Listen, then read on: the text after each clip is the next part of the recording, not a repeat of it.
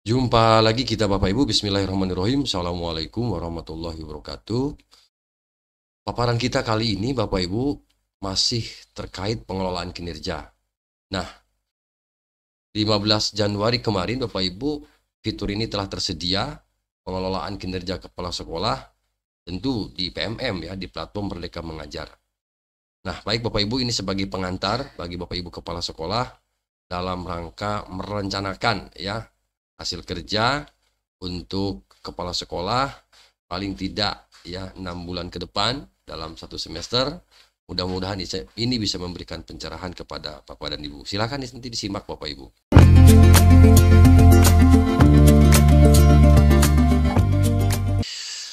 Sebelum kita bahas Bapak Ibu terkait dengan pengelolaan kinerja kepala sekolah yang sudah dimulai kemarin ya, dan mungkin sekarang Bapak Ibu sudah aktif ya, sudah membuka PMM-nya, kemudian sudah dilihat-lihat bagaimana prosesnya ya, seperti itu Bapak Ibu.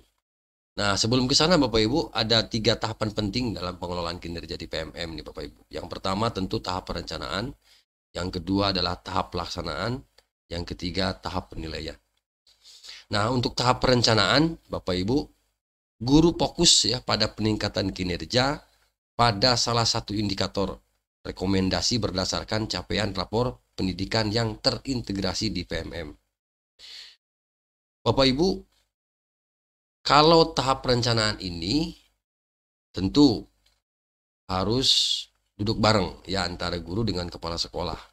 Karena harus mencari salah satu indikator yang direkomendasi nanti berdasarkan capaian rapor pendidikan. Jadi di rapor pendidikan bagian yang mana yang dianggap perlu untuk diintervensi, perlu untuk diperbaharui dan diperbaiki ke depannya. Untuk itu antara guru dan kepala sekolah harus mencari jadi satu suara indikator yang mana yang nanti akan diintervensi untuk perbaikan ke depan. Jadi tahap perencanaan ini fokus nanti pada peningkatan kinerja di salah satu indikator, yaitu Bapak Ibu. Kemudian yang kedua, tahap pelaksanaan. Kepala sekolah melakukan observasi kelas ya dan memberikan penilaian berdasarkan rubrik yang telah disediakan di platform PMM ya Bapak Ibu.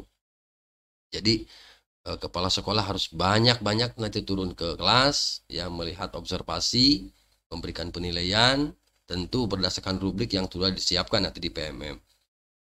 Saya percaya Bapak Ibu sudah membuka ya PMM-nya.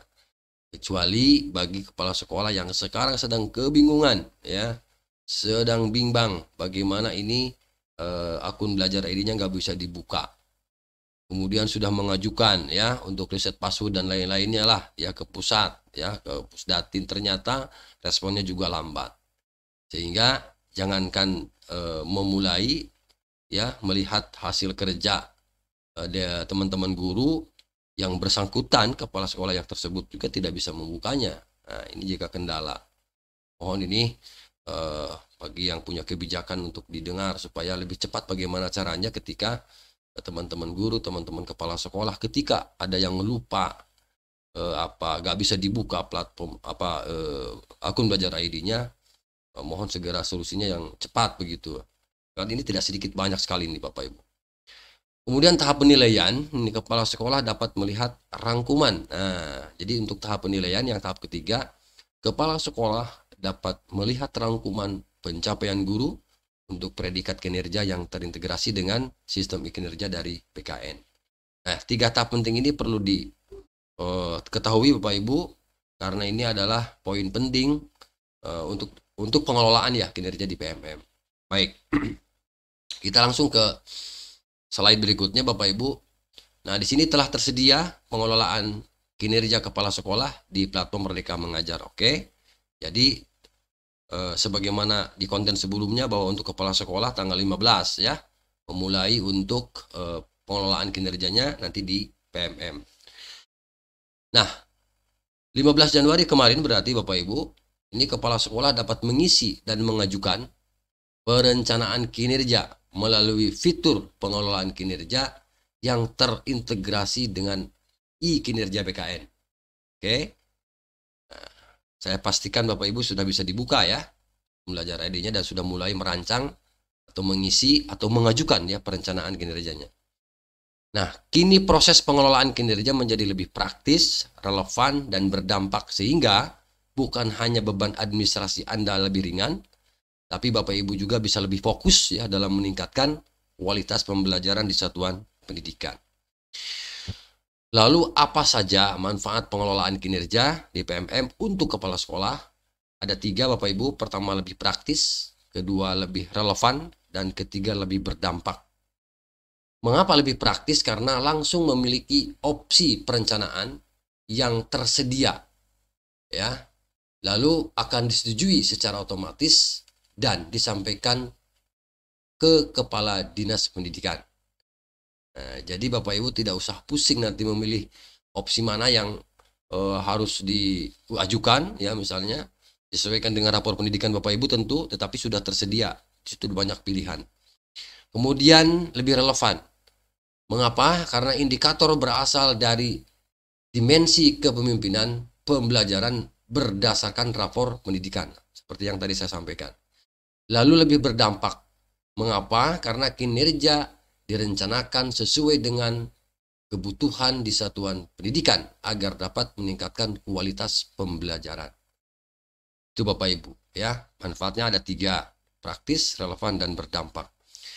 Lalu siapa saja kepala sekolah yang perlu melakukan pengelolaan kinerja di PMM? Ya Bapak Ibu, ini ada 2.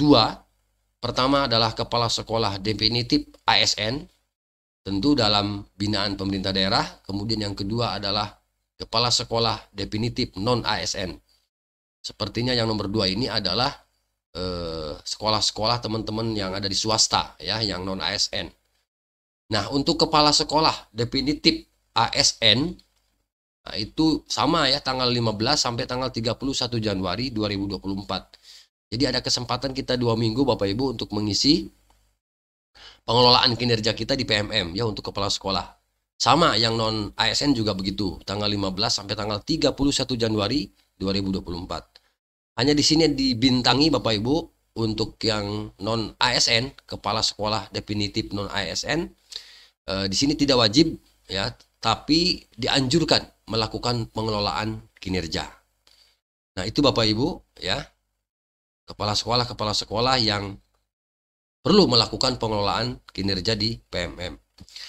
Nah, yang berikutnya, apakah kepala sekolah perlu melakukan pengelolaan kinerja melalui e-kinerja BKN? Oke, jadi fitur pengelolaan kinerja di PMM telah terintegrasi dengan e-kinerja BKN. Jadi, Bapak Ibu tidak perlu lagi mengisi SKP melalui e-kinerja BKN. Nah, jadi tidak perlu lagi mengisi SKP melalui e-kinerja BKN. Cukup nanti di PMM. Itu Bapak Ibu. Oke. Lalu, siapa yang akan menilai perencanaan kinerja kepala sekolah? Nah, ini penting Bapak Ibu. Siapa yang akan menilai perencanaan kepala sekolah? Pejabat penilai untuk pengelolaan kinerja kepala sekolah adalah kepala dinas pendidikan di setiap daerah. Dan pelaksanaannya, Bapak Ibu, pelaksanaannya didelegasikan kepada pengawas sekolah. Luar biasa ini Bapak Ibu, pengawas sekolah, tugasnya berat ini, ya Bapak Ibu. Kalaupun di sini adalah pejabat penilainya kepala dinas, tetapi di lapangan nanti pelaksanaannya didelegasikan kepada pengawas sekolah. Itu artinya pengawas sekolah harus lebih dulu, harus lebih mengetahui, harus lebih mahir, lebih memahami, ya, terkait dengan pengelolaan kinerja ini. Sebab kalau tidak, mana mungkin kita bisa menilai itu. Nah, untuk itu kepada sahabat-sahabat saya, teman-teman saya, pengawas di seluruh Indonesia, tentu melalui komunitas, silakan nanti Bapak Ibu untuk paling tidak belajar secara mandiri atau berkelompok, ya, kemudian beradu pendapat atau beradu argumen untuk menyamakan persepsi terkait dengan pengelolaan kinerja guru dan kepala sekolah ini. Oke Bapak Ibu, itu saja ya sebagai pengantar. Jadi intinya adalah silahkan Bapak Ibu kepala sekolah mulai dari sekarang, ya, untuk segera mengisi, gitu ya bahasanya, segera mengisi dan mengajukan perencanaan kinerja. Kabab ini ada batas waktu sampai tanggal 31 Januari 2024. Demikian yang dapat admin bagikan ya Bapak Ibu, selamat bekerja ya. Kerjakan dengan ikhlas ya Bapak Ibu, tentu ya dengan senang hati dan semangat tentunya. Mudah-mudahan selesai tepat waktu.